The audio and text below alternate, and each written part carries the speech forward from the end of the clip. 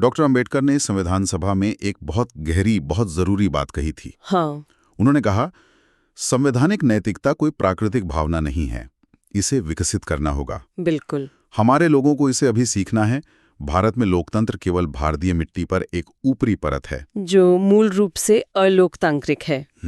ये शब्द मतलब आज भी कितने प्रासंगिक लगते हैं। हाँ, और यही शब्द हमारी आज की चर्चा के केंद्र में है। बिल्कुल। आज हम जिस विषय पर गहराई से बात करने वाले हैं वो है संवैधानिक नैतिकता। सही। ये शब्द पिछले कुछ समय से आप देखें तो कानूनी, राजनीतिक, प्रशासनिक बहसों में खूब सुनाई दे रहा है और इसके मायने काफी गहरे हैं। हाँ, और ये सिर्फ कोई किताबी बहस नहीं है ना? यूपीएससी की तैयारी करने वाले जो अभ्यर्थी हैं, हाँ, उनके लिए तो बहुत जरूरी है। चाहे वो प्रीलिम्स हो या मेंस, ये एक बहुत महत्वपूर्ण टॉपिक बन गया है। और साथ ही कोई भी नागरिक जो भारत के शासन को, लोकतंत्र की बारीकियों को समझना चाहता है, उसके लिए भी ये जानना जरूरी है। हमारी कोशिश ये रहेगी कि जो हाल के कुछ प्रमुख विश्लेषण आए हैं, जो न्यायिक व्याख्याएं हुई हैं जी, उनके आधार पर इस अवधारणा को थोड़ा सरल शब्दों में समझा जाए। सही कहा आपने। हमारा लक्ष्य यही है कि ये जो थोड़ी जटिल सी लगने वाली अवधारणा है, इसकी परतें खोली जाएं, इसके अलग अलग पहलुओं को देखें और समझें कि व्यवहारिक रूप से मतलब असल में भारतीय लोकतंत्र के चलने में इसकी क्या भूमिका है। तो चलिए फिर शुरू करते हैं। एकदम बुनियादी सवाल से शुरू करते हैं। कानून और नैतिकता, हाँ, इनका आपस में रिश्ता क्या है? क्या कानून का काम सिर्फ नियम लागू करवाना है या उसे किसी न किसी तरह से नैतिकता को भी बढ़ावा देना चाहिए? ये तो बहुत पुरानी बहस है। बहुत पुरानी और हमेशा से दिलचस्प रही है ये बहस। अक्सर ये सवाल उठता है कि भाई कानून का काम क्या समाज के नैतिक मापदंड लागू करना है। आपको याद होगा 1960s के दशक में इंग्लैंड में हार्ट और डावलिन के बीच, हाँ, हार्ट-डेवलिन डिबेट। बिल्कुल इसी मुद्दे पर एक बहुत मशहूर अकादमिक बहस हुई थी। डेवलिन का मानना था कि हाँ, समाज के जो साझा नैतिक मूल्य हैं उनको बनाए रखने के लिए कानून जरूरी है। और हार्ट इससे सहमत नहीं थे। उनका तर्क अलग था। अच्छा, और अदालतों का क्या रुख रहा है इस पर? क्या कोर्ट्स ने कुछ कहा है? हाँ, ये दिलचस्प है। अदालतों ने भी इस पर सोचा है। जैसे एक मामला था शॉ बनाम डीपीपी 1962 का, ब्रिटेन का। हाँ, ब्रिटेन के हाउस ऑफ लॉर्ड्स ने उसमें कहा था कि कानून का एक काम सिर्फ राज्य की सुरक्षा या व्यवस्था बनाए रखना ही नहीं है। अच्छा, बल्कि उसके नैतिक कल्याण का संरक्षण करना भी है। ये अपने आप में एक बहुत बड़ी टिप्पणी थी। ये तो हुई बाहर की बात। भारत में क्या स्थिति है? क्या हमारी अदालतों ने भी कानून और नैतिकता के इस मतलब उलझे हुए रिश्ते पर कोई राय दी है? यहाँ की सोच क्या है? हाँ, दी है। भारतीय सुप्रीम कोर्ट ने भी इस पर विचार किया है। एक केस है पी रथिनाम बनाम भारत संघ 1994 का। उसमें कोर्ट ने माना कि कानून जो है वो कहीं ना कहीं नैतिक सिद्धांतों पर आधारित होते हैं। अच्छा। उन्होंने जस्टिस फ्रैंकफर्टर के विचारों का भी जिक्र किया कि कानून सिर्फ नियमों का सेट नहीं है, बल्कि वो नैतिक सिद्धांतों पर आधारित अधिकारों की एक व्यवस्था है और ये न्याय और निष्पक्षता की गहरी समझ से जुड़ा है। और हमारी अपनी परंपराएं, जैसे आपने धर्म का जिक्र किया था। बिल्कुल। अगर हम अपनी प्राचीन परंपराओं को देखें तो धर्म की जो अवधारणा थी उसमें कानून, कर्तव्य, नैतिकता ये सब मिले जुले थे, अलग नहीं थे। जैसे तमिल साहित्य का प्रसिद्ध ग्रंथ है तिरुक्कुरल, उसमें अरम यानी सदाचार या नैतिक जीवन पर बहुत जोर दिया गया है। उस शासन और जीवन दोनों के लिए जरूरी माना गया। तो इसका मतलब ये हुआ कि कानून और नैतिकता का रिश्ता वो स्थिर नहीं है, बदलता रहता है। हाँ, बिल्कुल। कभी कानून समाज की नैतिकता से आगे निकल जाता है, जैसे आपने कहा अस्पृश्यता का कानूनी खात्मा। समाज शायद तैयार नहीं था पर कानून आगे बढ़ गया। सही। और कभी कानून पीछे रह जाता है, जैसे मान लीजिए लैंगिक समानता पर सामाजिक सोच तो बदल रही है पर कानूनी बदलाव शायद उतनी तेजी से नहीं आ रहे। बिल्कुल सही पकड़ा आपने। ये एक गतिशील प्रक्रिया है, स्टैटिक नहीं है। और चुनौती यही है कि कानून न्यायपूर्ण हो, बुनियादी नैतिक मूल्यों को दिखाएं और सिर्फ बहुमत क्या सोचता है या उस समय क्या हवा चल रही है उस पर आधारित न हो। असली नैतिकता और जो क्षणिक भावनाएं हैं उनमें फर्क करना बहुत जरूरी है। बिल्कुल। इसी पृष्ठभूमि में अब उस शब्द पर आते हैं जो आजकल इतनी चर्चा में है, संवैधानिक नैतिकता। ये सुनने में थोड़ा भारी लगता है। हाँ, लगता है। पर इसका असल मतलब क्या है? क्या ये कोई बिल्कुल नई चीज है जो हाल ही में सामने आई है? ये बहुत अच्छा सवाल है, क्योंकि ये शब्द उतना नया नहीं है जितना शायद हमें लगता है। इसका इतिहास काफी पीछे जाता है। अच्छा। एक यूनानी इतिहासकार थे जॉर्ज ग्रोट। उन्होंने 1846 में सोचिए 1846 में अपनी किताब हिस्ट्री ऑफ ग्रीस में इस शब्द का इस्तेमाल किया था। ओह, हाँ, वो ये समझा रहे थे कि प्राचीन यूनानियों ने ये महसूस किया कि सिर्फ संविधान बना देना काफी नहीं है, लोगों के मन में उसके प्रति एक तरह का भावुक लगाव, एक सम्मान की भावना होनी चाहिए। एक सम्मान। उसी भावना को उन्होंने संवैधानिक नैतिकता कहा था। अच्छा, तो ग्रोट ने इस भावुक लगाव या संवैधानिक नैतिकता के कुछ लक्षण भी बताए थे? मतलब ये होता क्या है असल में व्यवहार में? हाँ, उन्होंने कुछ खास बातें गिनाई थी। पहला, संविधान के जो तौर तरीके हैं, जो प्रक्रियाएं हैं, उनका गहरा सम्मान। ठीक है। दूसरा, उन प्रक्रियाओं के तहत जो अधिकारी काम कर रहे हैं, उनके प्रति आज्ञाकारिता। लेकिन, और ये बहुत जरूरी है, साथ ही साथ खुलकर अपनी बात कहने की आदत। सिर्फ कानूनी दायरे में रह के काम करना और अधिकारियों के जो सार्वजनिक काम है, उनकी बिना किसी रोक टोक के आलोचना करने की स्वतंत्रता। मतलब एक संतुलन। बिल्कुल। और सबसे महत्वपूर्ण बात उन्होंने कही कि पार्टी पॉलिटिक्स में संघर्ष चाहे कितना भी कड़वा क्यों ना हो जाए, हर नागरिक के मन में ये विश्वास होना चाहिए कि संविधान उसके विरोधी के लिए भी उतना ही पवित्र है जितना उसके लिए। ये आपसी विश्वास। हाँ, ये आपसी विश्वास बहुत जरूरी है। ये तो वाकई बहुत गहरी बात है। और इसी विचार को फिर डॉक्टर अंबेडकर ने भारतीय संविधान सभा में उठाया था, है ना? जी हाँ, बिल्कुल। डॉक्टर अंबेडकर ने संविधान सभा में बहस के दौरान जॉर्ज ग्रोट के इन्हीं विचारों का हवाला दिया था। अच्छा। वो ये समझा रहे थे कि भारतीय संविधान में इतने विस्तार से प्रशासनिक प्रावधान क्यों डालने पड़ रहे हैं। उनका तर्क था कि भारत में लोकतंत्र ऊपर से आया है, समाज की जड़ें, वो कहते थे, मूल रूप से अलोकतांत्रिक हैं। इसलिए सिर्फ संविधान लिख देना काफी नहीं होगा, लोगों को संवैधानिक मूल्यों का, प्रक्रियाओं का सम्मान करना सीखना होगा। और यही उन्होंने वो चेतावनी दी थी। हाँ, यही उन्होंने कहा था कि संवैधानिक नैतिकता कोई प्राकृतिक भावना नहीं है, इसे विकसित करना होगा। अंबेडकर का ये अवलोकन आज भी कितना सही लगता है। खैर, यहाँ एक और सवाल उठता है मेरे मन में। जब हम संवैधानिक नैतिकता की बात कर रहे हैं, तो क्या ये संवैधानिक कानून से अलग है या ये एक ही चीज के दो नाम हैं? नहीं, ये अलग है, और इस फर्क को समझना बहुत जरूरी है। यहाँ पर प्रोफेसर एवी डाइसी का विश्लेषण बहुत काम आता है। हाँ, डाइसी। उन्होंने संवैधानिक कानून, कॉन्स्टिट्यूशनल लॉ, के दो हिस्से बताए। पहला हिस्सा है संविधान का कानून, लॉ ऑफ द कॉन्स्टिट्यूशन। ये क्या है? ये वो नियम और कानून है जिन्हें अदालतें मानती हैं और लागू करती हैं। मतलब संविधान का जो लिखित कानूनी ढांचा है, जिसे कोर्ट एनफोर्स कर सकता है। ठीक है। और दूसरा हिस्सा? दूसरा हिस्सा है जिसे डाइसी संविधान की परंपराएं, कन्वेंशंस ऑफ द कॉन्स्टिट्यूशन, या फिर संवैधानिक नैतिकता कहते हैं। अच्छा, ये परंपराएं। हाँ, ये वो नियम है, रिवाज है, आपसी समझ है या प्रथाएं हैं जो राज्य के अलग अलग अंगों और अधिकारियों के व्यवहार को नियंत्रित करती हैं, लेकिन जिन्हें अदालतें सीधे तौर पर लागू नहीं करती। मतलब ये अलिखित नियम है। हाँ, काफी हद तक अलिखित। संविधान की आत्मा कह सकते हैं आप इसे। लेकिन अगर अदालतें इन्हें सीधे लागू नहीं करती, तो फिर इनका पालन इतना जरूरी क्यों है? मतलब अगर कोई इन परंपराओं को तोड़ दे तो क्या होगा? डाइसी का तर्क ये था कि भले इन परंपराओं या संवैधानिक नैतिकता के उल्लंघन पर आप सीधे कोर्ट में केस नहीं कर सकते, लेकिन इनका पालन फिर भी जरूरी है। क्यों?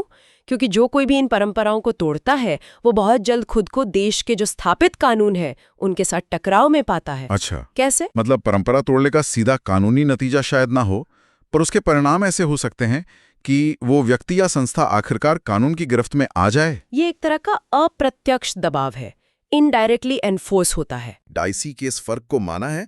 मुझे कुछ याद आ रहा है, शायद एसपी गुप्ता केस। हाँ, आप बिल्कुल सही कह रहे हैं। एसपी गुप्ता बनाम भारत संघ मामले में जस्टिस वेंकट रमैया ने इस पर काफी रोशनी डाली थी। क्या कहा था उन्होंने? उन्होंने साफ किया कि परंपरा, कन्वेंशन, एक ऐसा नियम है जिसे संसद ने कानून का रूप नहीं दिया है और न ही अदालतें उसे सीधे लागू करती हैं। ठीक। लेकिन इसके बावजूद किसी स्थापित परंपरा का उल्लंघन संवैधानिक नैतिकता का गंभीर उल्लंघन माना जाता है, और ऐसा करने वालों को गंभीर राजनीतिक परिणाम भुगतने पड़ सकते हैं। तो मतलब कानूनी कार्रवाई ना हो पर राजनीतिक जवाबदेही तय हो सकती है। बिल्कुल, राजनीतिक स्तर पर या जनता के बीच। यहाँ से ये चर्चा और भी दिलचस्प हो जाती है। हाल के सालों में सुप्रीम कोर्ट ने संवैधानिक नैतिकता की इस अवधारणा को कैसे देखा है, इसकी व्याख्या कैसे की है? क्या इसका दायरा बड़ा है? हाँ, निश्चित रूप से। हाल के कुछ बहुत ही महत्वपूर्ण न्यायिक फैसलों में सुप्रीम कोर्ट ने संवैधानिक नैतिकता की अवधारणा पर काफी विस्तार से सोचा है और उसे लागू करने की कोशिश भी की है। जैसे कौन से मामले? एक तो बहुत चर्चित मामला है इंडियन यंग लॉयर्स एसोसिएशन बनाम केरल राज्य 2018। सबरीमाला केस। हाँ, जिसे हम सबरीमाला मामले के नाम से जानते हैं। उस समय के जो मुख्य न्यायाधीश थे जस्टिस दीपक मिश्रा, उन्होंने अपने फैसले में कहा कि संविधान का जो अनुच्छेद 25 है धर्म की स्वतंत्रता वाला, हाँ। उसमें जो सार्वजनिक नैतिकता पब्लिक मोरालिटी शब्द लिखा है उसे संवैधानिक नैतिकता के बराबर समझा जाना चाहिए। ये तो बहुत बड़ी बात थी। मतलब सार्वजनिक नैतिकता का पैमाना समाज नहीं संविधान होगा? बिल्कुल, पैमाना संविधान के मूल्य होंगे, ना कि सिर्फ समाज में क्या चल रहा है या बहुसंख्यक क्या मानते हैं। ये एक बहुत महत्वपूर्ण व्याख्या थी। लेकिन इस पर बाद में कुछ सवाल भी उठे शायद। कुछ संदेह जताया गया और फिलहाल ये मामला एक बड़ी बेंच 9 न्यायाधीशों की बेंच के सामने विचाराधीन है, तो अंतिम फैसला अभी आना बाकी है। ठीक है। और एक मनोज नरूला बनाम भारत संघ मामले का भी जिक्र आता है इसमें, उसमें क्या हुआ था? हाँ, मनोज नरूला मामला, उसमें याचिकाकर्ता ने सुप्रीम कोर्ट से कहा था कि भाई संविधान के अनुच्छेद 75 में बदलाव करके ऐसे विधायकों या सांसदों को मंत्री बनाने पर रोक लगा दीजिए जिन पर गंभीर आपराधिक आरोप है।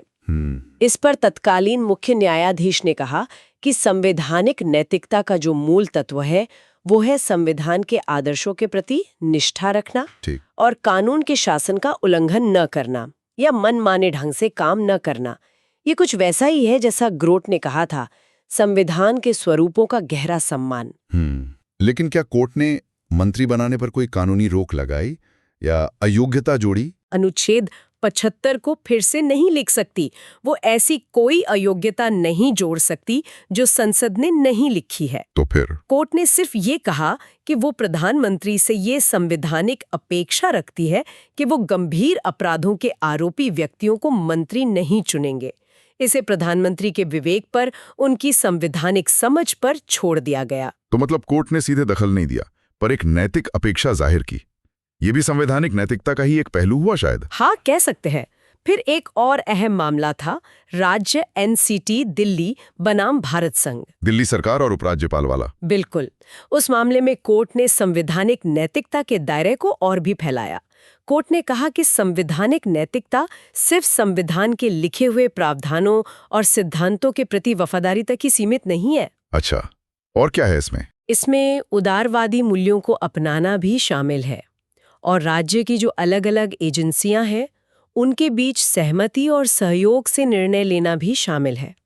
ये फैसला संवैधानिक पदों पर बैठे लोगों पर सिर्फ शक्ति ही नहीं देता बल्कि जिम्मेदारियां और कर्तव्य भी डालता है। यानी सहयोग और सहमति भी नैतिकता का हिस्सा है। संवैधानिक नैतिकता का। और फिर निजता के अधिकार वाला ऐतिहासिक फैसला जस्टिस के.एस. पुट्टास्वामी बनाम भारत संघ। हाँ, आधार वाला केस। हाँ, उसने भी कोर्ट ने दोहराया कि संवैधानिक नैतिकता ये मांग करती है कि सरकार कानून के शासन रूल ऑफ लॉ का उल्लंघन न करे। ठीक।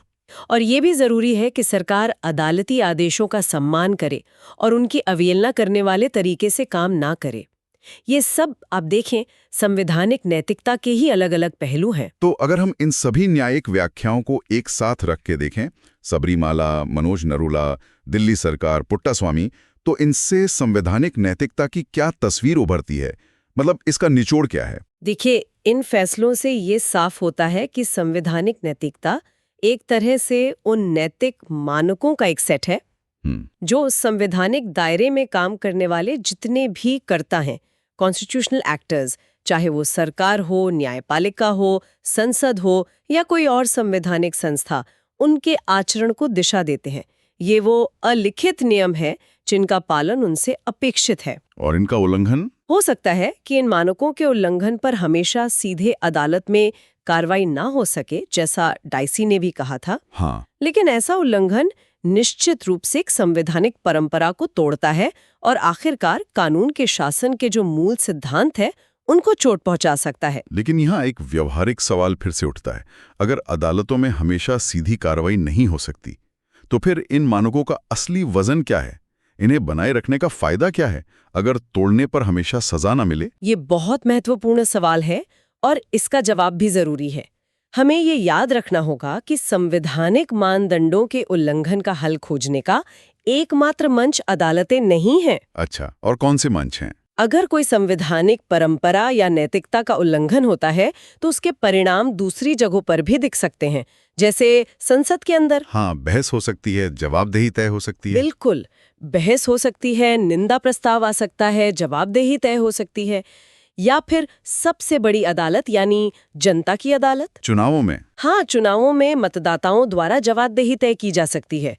तो उपाय हमेशा मौजूद होता है, बस उसका रूप बदल जाता है स्थिति के हिसाब से। अदालतें शायद आखिरी उपाय हों, पर अकेली नहीं। तो फिर आगे का रास्ता क्या है? भारत जैसे इतने बड़े, इतने विविध लोकतंत्र के लिए संवैधानिक नैतिकता को कैसे और मजबूत किया जा सकता है? क्या करना चाहिए? देखिए, रास्ता तो एक ही है, निरंतर प्रयास करते रहना। संवैधानिक नैतिकता कोई ऐसी चीज नहीं है जो एक बार बन गई और हो गया। ये कोई मंजिल नहीं, एक सफर है। इसे नागरिकों को, सांसदों को, प्रशासकों को, न्यायाधीशों को, मतलब समाज के हर वर्ग को लगातार विकसित करना होगा, सीखना होगा और अपने व्यवहार में उतारना होगा। ये सबकी जिम्मेदारी है। बिल्कुल, यही वो जीवंत नैतिक शक्ति है जो संविधान में लिखी गारंटियों को जमीनी हकीकत में बदल सकती है, जो समाज के सभी वर्गों को साथ लेकर चल सकती है, अल्पसंख्यकों के अधिकारों की रक्षा कर सकती है और इस तेजी से बदलते समाज में समानता और न्याय सुनिश्चित कर सकती है। और अंत में फिर डॉक्टर अंबेडकर की वही बात याद आती है कि ये विरासत में नहीं मिलती, इसे साधना पड़ता है, इसे अपनाना पड़ता है। बिल्कुल, इसे कल्टीवेट करना पड़ता है। और इसकी जीवंतता ही तय करती है कि हमारा संविधान सिर्फ एक कानूनी दस्तावेज बनकर रह जाता है या सभी भारतीयों के लिए एक धड़कती हुई न्यायपूर्ण सच्चाई बनता है। सही कहा। अभी शायद लोकतंत्र भारतीय मिट्टी पर सिर्फ एक ऊपरी परत ना रहकर उसकी गहराई तक समा पाएगा। बिल्कुल सही कहा आपने।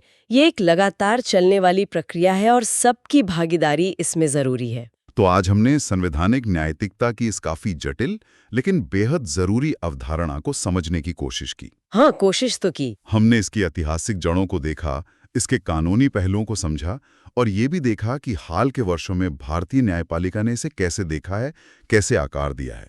सार यही निकलता है कि ये सिर्फ लिखे हुए नियमों का पालन करना भर नहीं है।